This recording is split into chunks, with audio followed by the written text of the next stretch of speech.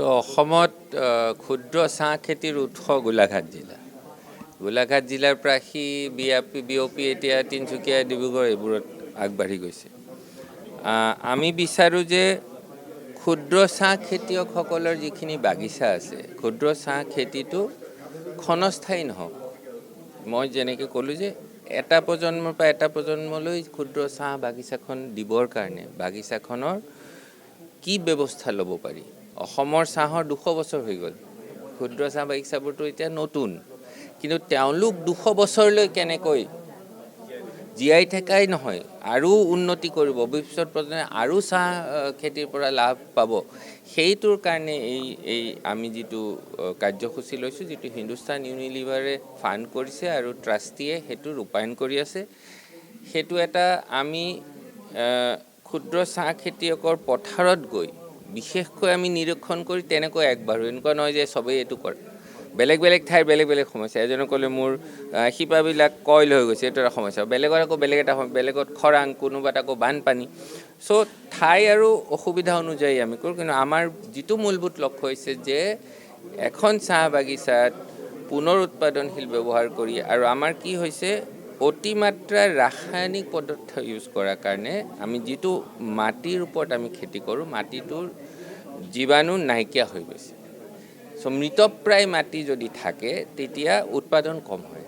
তো মাটি কেনেকৈ পুনৰুজ্জীৱিত কৰিব পাৰি, মাটিত যেনে মই ক'লোঁ গোবৰৰ কম্পষ্ট বা স্থানীয় পাত, এই সকলো ব্যৱহাৰ কৰি মাটিটো টনকিয়াল কৰি গছবোৰ আৰু বেছি, আৰু মানৱ শৰীৰৰ দৰে চাহ গছজোপাও জীৱ, চাহ গছৰো বেমাৰৰ প্ৰতি ৰেজিষ্টেঞ্চ বঢ়াব পাৰি, ৰাইট। আমি ভিটামিন খালে আমাৰ ৰেজিষ্টেঞ্চ বাঢ়ে, চাহ গছৰো তো পোকে তাক এটেক কৰিব নোৱাৰে ষ্ট্ৰং চাহপাত।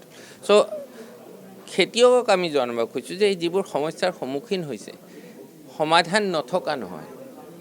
সমাধানটো যদি আমি মিলি পেলাই কাৰ্য কৰোঁ, তেতিয়া টি-নেক্সটৰ দ্বাৰা সকলো ইয়াৰে ক্ষুদ্ৰ চাহ খেতিয়ক উপকৃত হ'ব। কেৱল আমি প্ৰত্যেকখন বাগানত যাব নোৱাৰিলেও যেতিয়া 10জন উপকৃত হ'ব, তাৰ পৰা আৰু 10জনে সুবিধা লাভ কৰোঁ, সেইটোৱে আমাৰ হৈছে। আৰু এই বছৰ আমি আৰম্ভ কৰিম গোলাঘাটত, আৰু আমি 2জন খেতিয়ক ডিব্ৰুগড়, তিনিচুকীয়াৰ পৰা আনিছিলোঁ, তেওঁলোকে কেনেকৈ উপকৃত হ'ল জনালে।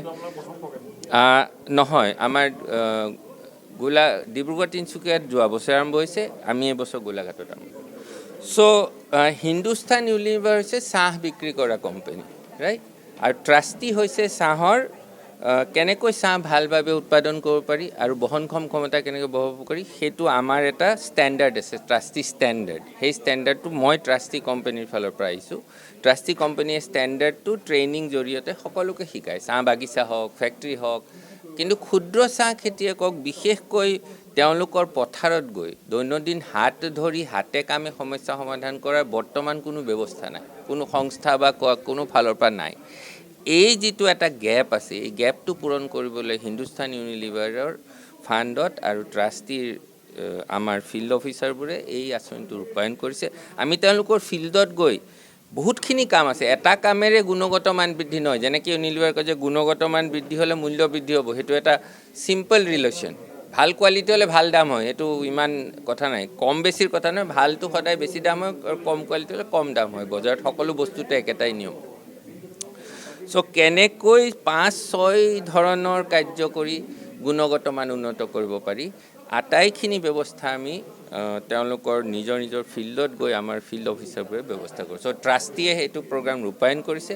আমি এই চাহৰ বহনক্ষম শক্তি বঢ়াবলৈ আমি 14 বছৰৰ পৰা কাম কৰি আছোঁ, আৰু আমি এই টি-নেক্সট কাৰ্যসূচীৰ জৰিয়তে গোলাঘাটৰ ক্ষুদ্ৰ খেতিয়সকলত জড়িত হ'ব পাৰি আনন্দিত। এইকাৰণে যে উৎসই গোলাঘাটত ক্ষুদ্ৰ খেতিৰ, সেইকাৰণে আমি আৰু আনন্দিত। जो टी-नेक्स्ट प्रोग्राम है हमारा, हम कई सालों से चला रहे हैं। अब हम गोलाघाट के जो स्मॉल टी ग्रोअर्स हैं उनके साथ भी यही प्रोग्राम चलाएंगे। इसका तीन फोकस एरिया रहेगा।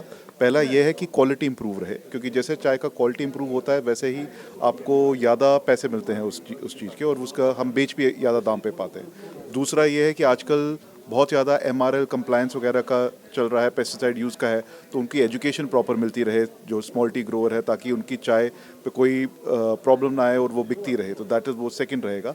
और तीसरा ये लॉन्ग टर्म प्रोग्राम है। हम चाहते हैं कि यहाँ पे जो 100-200 सालों से चाय उग रही है वो और अगले 200 साल हो गए, तो इसलिए जो सॉइल की क्वालिटी है वो कंटिन्यूसली इंप्रूव होती रहे। तो उसकी बेस्ट प्रैक्टिसेस क्या हैं, रीजनरेटिव एक्टिविटी, वो हम उनके साथ बैठ के काम करेंगे और वो ताकि ये जो पार्टनरशिप है वो कई साल और चलती रहे। स्मॉल टी ग्रोअर्स के लिए आप लोगों ने कैसे काम करें? सो हिंदुस्तान लीवर असम का जो चाय है स्मॉल टी ग्रो का सबसे बड़े खरीदार हम हैं। पिछले साल भी हमने 20% ज़्यादा चाय खरीदा उससे पहले।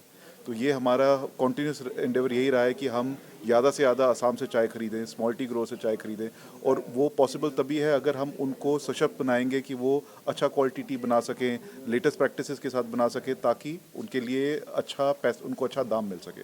तो वो हम कॉन्टीन्यूस वही पार्टनरशिप में आगे भी रखना चाहते हैं।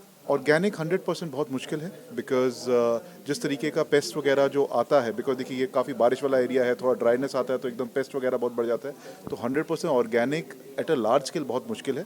बट हाँ, ऑर्गेनिक टी का डिमांड अच्छा बन रहा है, तो अगर आप छोटा छोटा पार्सल स्केल में बना के कर सकते हैं, वो भी अगेन सिर्फ एक स्मॉल टी ग्रोअर ही है जो कर सकता है। आप पूरा स्टेट पे तो नहीं कर पाएंगे, बट एक small T grower speciality T बना सकता है जो 100% ऑर्गेनिक हो और उसको सप्लाई कर सकता है। वो एक आमदनी का अच्छा जरिया बन सकता है।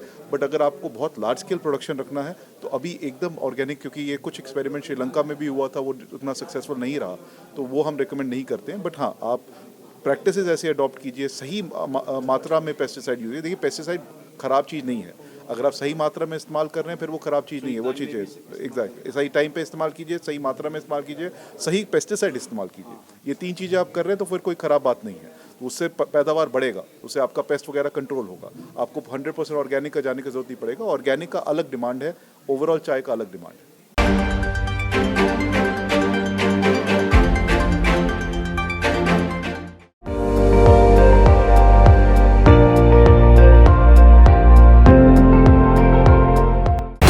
আপুনি চাই আছে ND24, সৰ্বশ্ৰেষ্ঠ নহয় সৰ্বোত্তমৰ দৌৰত।